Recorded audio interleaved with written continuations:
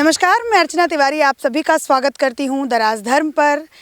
5 तारीख को बचे कुछ जो सीट है उस पे चुनाव होने वाले हैं और यहाँ के लोग इस बार 182 पे चुनाव होगा। लोग अपने मुख्यमंत्री को चुनेंगे। गुजरात के अंदर हम लोग एक खेत में आ चुके हैं। आपको मैं बताना चाहती हूँ ये ग्रामीण इलाका है और ये सारे किसान भाई हैं। तो अगर जैसे मैं किसान वर्ड बोलती हूँ, अन्नदाता का वर्ड बोलती हूँ, तो आपके दिमाग में एक इमेज छप जाती होगी कि मतलब एक धोती पहना हुआ एक गरीब किसान, या फिर आप अगर दिल्ली के साइड के किसानों की बात करें तो वो लोग थोड़े अमीर किसान हैं। अगर हम यूपी बिहार के किसानों की बात करते हैं तो एक गरीब सा, मतलब एक वैसी छवि जो है, एक धुंधली सी छवि हमारे दिमाग में बनती है। लेकिन जब मैं गुजरात के किसानों से मिलती हूँ तो एक अलग ही छवि, एक अलग ही जो है बिजनेस मैन टाइप जो है मुझे वहाँ पे लोग दिखाई देते हैं। मैं आपको बताना चाहती हूँ, कुछ ये लोग मेरे साथ जुड़े हुए हैं और यहाँ पे आलू की खेती है।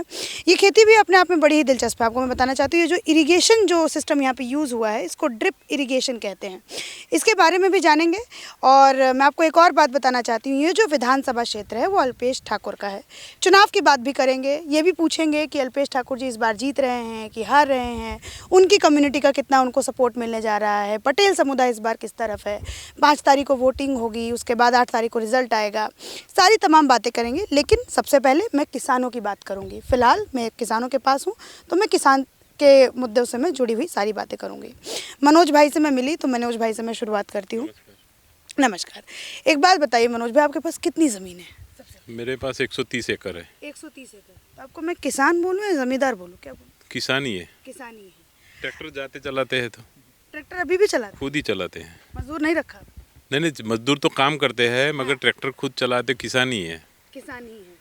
तो एक मुझे बात बताइए, ये पहले आप इरिगेशन के बारे में मुझे थोड़ा सा बताइए और क्या है सिस्टम। और जो हम यूपी बिहार में देखते हैं कि पूरा मतलब पानी जो है खेत में छोड़ दिया जाता है, फ्लड से जाता है, और ये और डिफरेंस मुझे बताइए, थोड़ा समझाइए। फ्लड से पानी जाता है, उससे इसके अंदर 40% यील्ड ज़्यादा मिलती है, मतलब प्रोडक्शन 40% ज़्यादा मिलता है और पानी का 70% बचाव हो रहा है।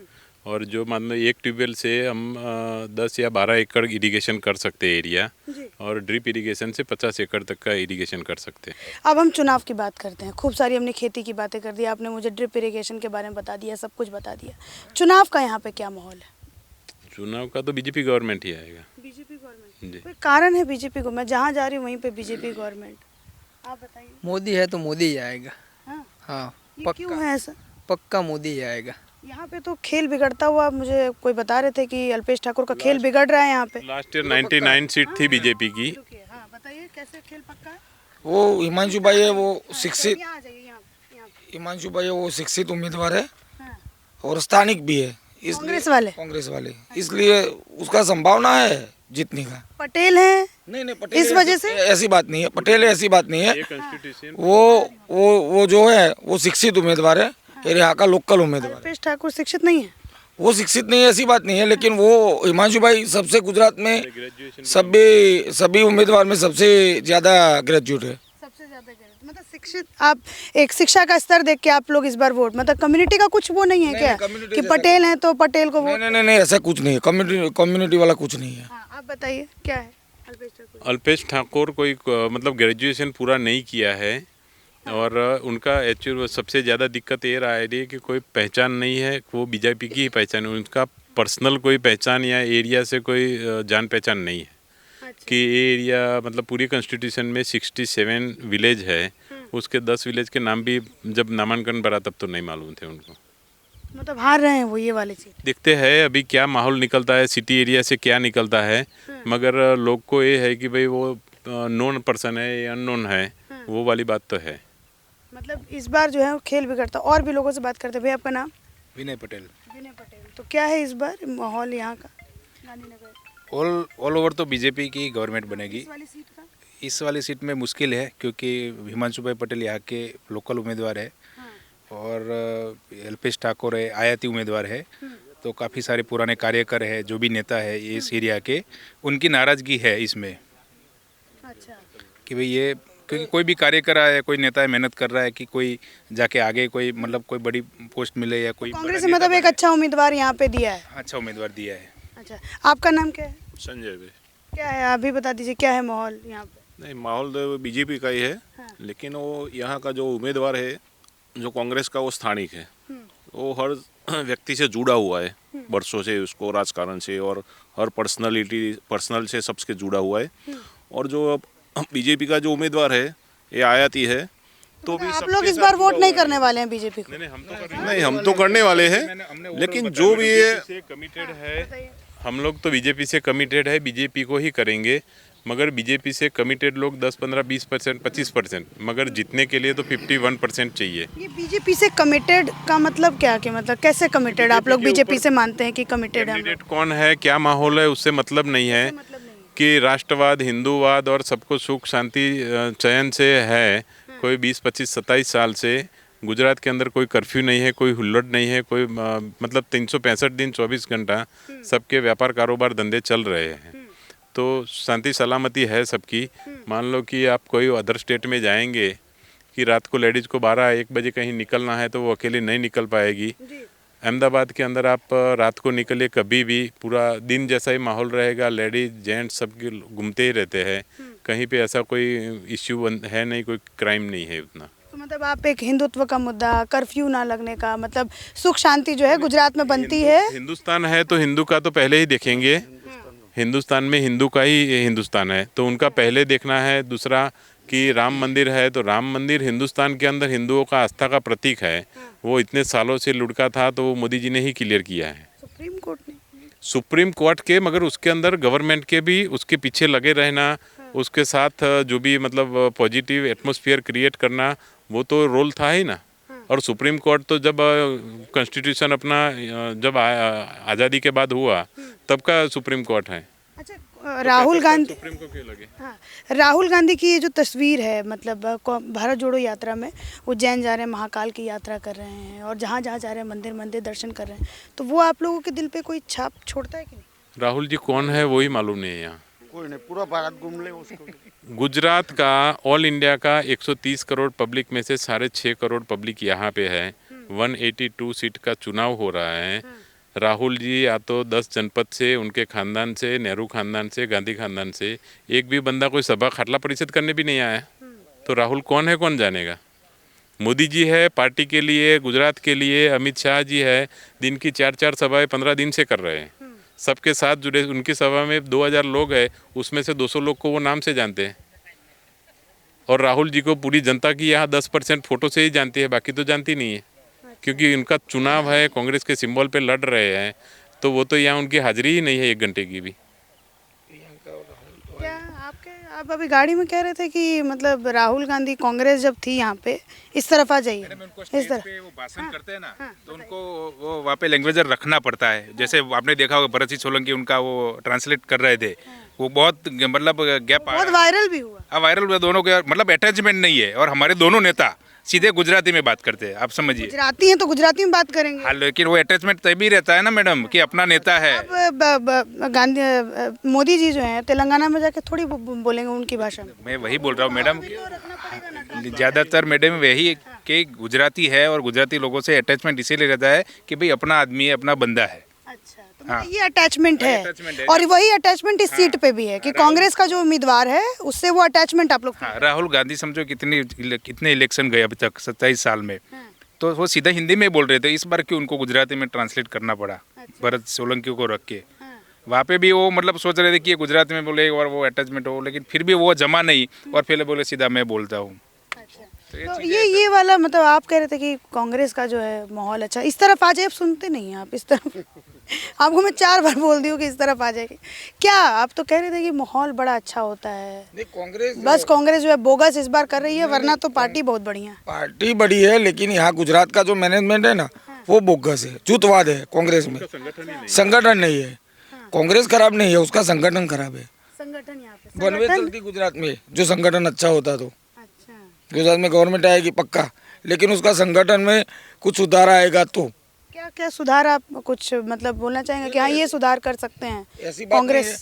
अभी अच्छा माहौल था 2-3 दिन से, आज उसके वो राष्ट्रीय अध्यक्ष आए गुजरात में, आपने देखा अभी वीडियो, सब बिगाड़ देते हैं। ऐसी बात है कि उसमें संगठन का खूब अभाव है कांग्रेस में। अध्यक्ष आके वो बिगाड़ देते हैं। वो एक स्टेटमेंट दिया कि 3-3 डेप्यूटी सीएम बनाएंगे, इस समुदाय से लाएंगे, इस समुदाय से लाएंगे, ऐसे बोल के अभी चुनाव बाकी है।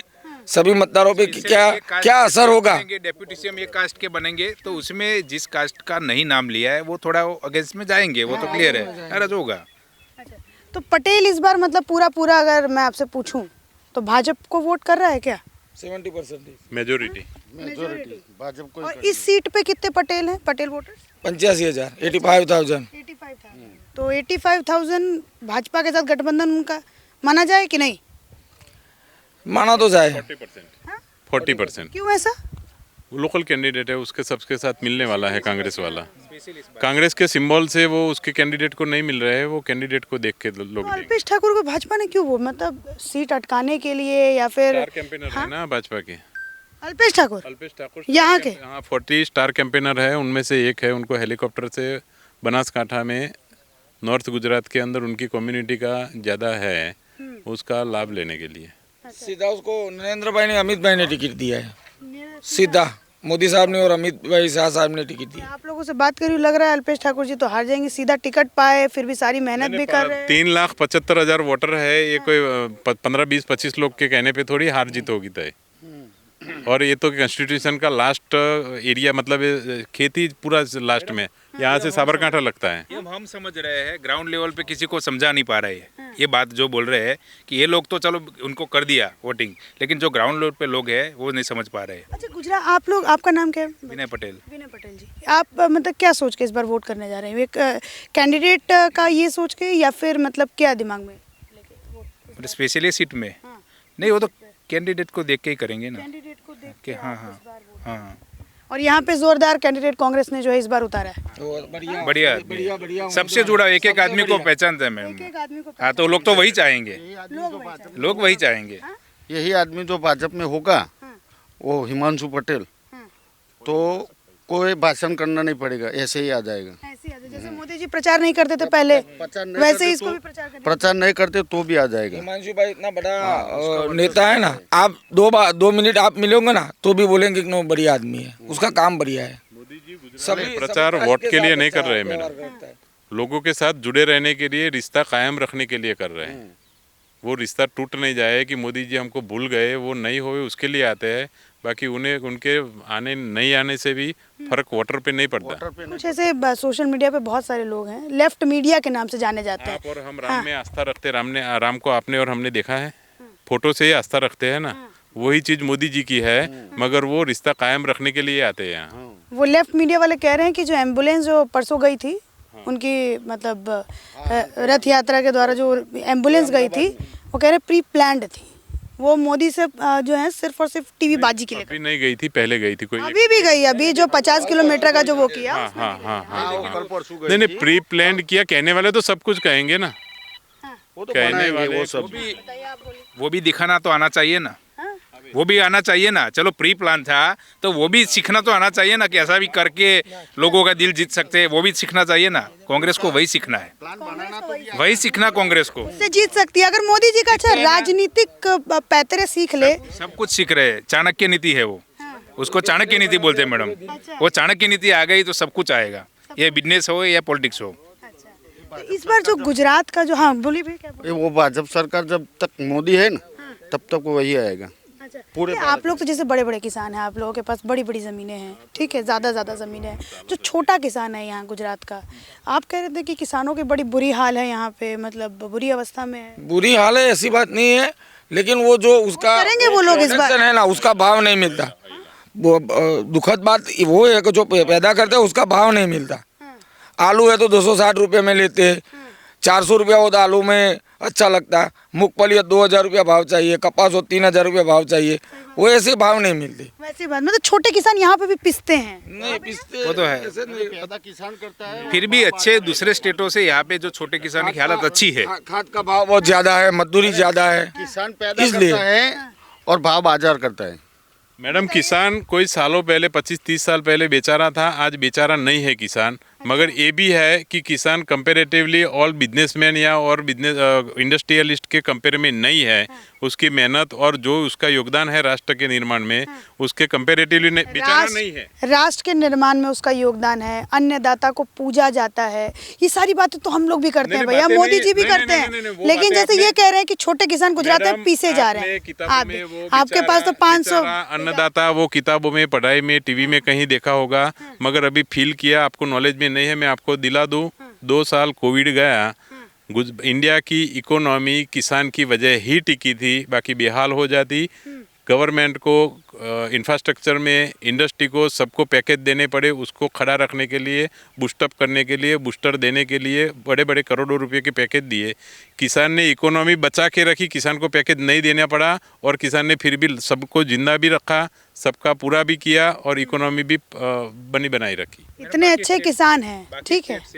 पर एकड़ सभी जितने भी क्रॉप है उसमें बाकी स्टेट से गुजरात ऐसा स्टेट है कि पर एकड़ देखे तो प्रोडक्शन और इनकम ज़्यादा ही है बाकी ये स्टेट से। सरकार का कैसे योगदान रहता है उसमें, वो मुझे बता दीजिए। नहीं, सरकार का भी योगदान है और फार्मर भी अग्रेसिव है, फार्मर भी अग्रेसिव है और सरकार का योगदान भी है। सरकार का क्या क्या योगदान है, मैं समझना चाहती हूँ। सरकार का समझो कि सब्सिडी जो भी है, समझो सीड है, फर्टिलाइजर है, ये ड्रिप इरिगेशन है, सब में। और आप देखिए यहाँ पे समझो कि यहाँ तक ज़्यादातर गुजरात प्रोसेसिंग पोटैटो जो है वो प्रोसेसिंग में गुजरात नंबर 1 है। अच्छा, वो जो आलू के चिप्स जो चिप्स बनती है, फ्रेंच फ्राई बनती है, वो सभी गुजरात, पूरे इंडिया में गुजरात प्रोसेसिंग का हब है।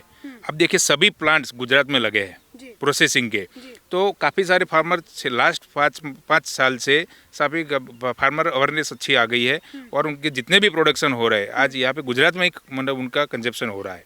अच्छा, सभी इंडिया की जितनी भी चिप्स कंपनी हो, इनको आलू लेना है तो गुजरात से ही लेंगे वो।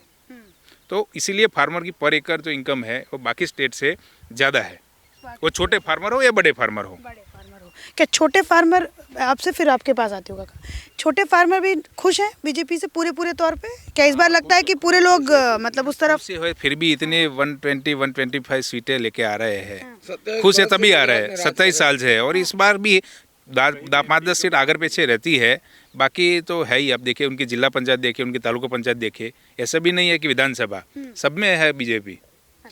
आप मुझे कुछ डबल इंजन का फायदा बता रहे थे कि गुजरात में इस तरफ आ जाइए ना काका, थोड़ा सा वो सही आएगा। फिर डबल इंजन का आप मुझे फायदा कुछ डबल इंजन का मतलब कोई भी समझे, मगर सही में अगर देखने जाए डबल इंजन मतलब कि गुजरात में 27 साल में जो काम हो रहा था उसके अंदर काफ़ी बाधाएं, जैसे नर्मदा के हाइट बढ़ाने में आ रही थी, उसके लिए मोदी जी को अनशन भी करना पड़ा था, तब सेंट्रल से परमिशन नहीं मिल रहा था।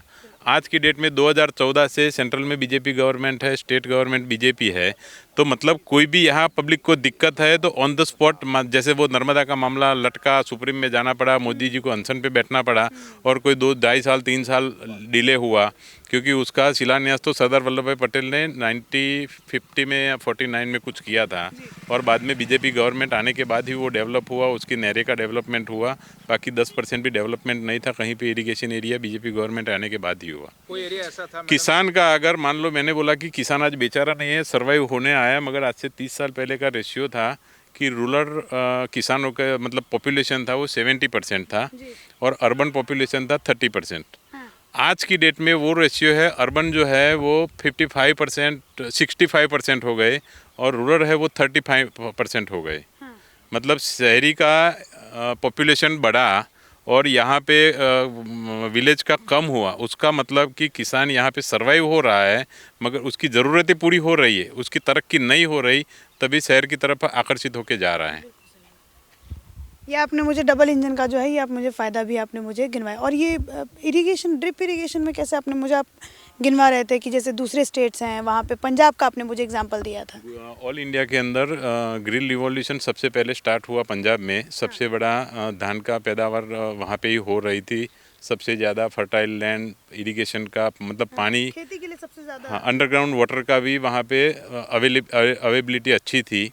मान लो गुजरात के अंदर ट्राइबल इलाका है, पहाड़ी इलाका है, रॉक इलाका है, और कहीं पे फ्लैट लैंड है तो वहाँ पे पानी की दिक्कतें थी। वो धीरे धीरे हो सके उतनी नर्मदा से, सुजलाम सुफलाम से, इरिगेशन सिस्टमों से उसको सॉल्व करने का प्रयत्न किया गया, और वो हुआ। पंजाब में सबसे पहले ग्रीन रिवॉल्यूशन स्टार्ट हुआ। आज की डेट में 1 मीटर भी ड्रिप इरिगेशन या कहीं पे 1 एकड़ का भी माइक्रो इरिगेशन सिस्टम पूरे पंजाब में नहीं है। ये मॉडल की वजह से मतलब कि अगर किसान को अकेले को ही करना है माइक्रो इरिगेशन सिस्टम और ये ओपन फील्ड के अंदर, वो किसान को पॉसिबल नहीं है या तो सरवाइव नहीं कर पाएगा। वो गवर्नमेंट का सपोर्ट है तब भी गुजरात के अंदर शायद मैं समझता हूँ ऑल इंडिया में सबसे ज़्यादा गुजरात में ही वो ड्रिप इरिगेशन का डेवलपमेंट ज़्यादा हुआ होगा और पंजाब के अंदर 0 है। दूसरे स्टेट में नहीं है। ये जो जीजीआरसी का मॉडल है मैडम, ये दूसरे स्टेट में नहीं है। ये थे मेरे गुजरात के किसानों से बातचीत थी जो आपने सुना, और बहुत सारी इन्होंने मोदी गवर्नमेंट की तारीफ भी बताई। ये भी बताया कि गुजरात में किसान खुश हैं, मतलब एक तरीके से कहा जाए तो वो सरवाइव कर रहे हैं। और बहुत सारे जीजीआरसी का उन्होंने एक जिक्र किया, एक यूनिट का जो बहुत अच्छा इरिगेशन में बहुत जो है सब्सिडी में मदद करती है किसानों का। ये गुजरात के तरफ से आप ये कहिए कि अल्पेश ठाकुर की सीट से एक छोटी सी रिपोर्ट आप सभी के लिए। आशा करूँगी कि आप सभी को ये रिपोर्ट पसंद आई हो और जो इन्होंने कहा वो भी आप लोगों को पसंद आया हो, किसानों से जो मेरी बातचीत थी वो भी आप लोगों को पसंद आया हो। इसी के साथ धन्यवाद।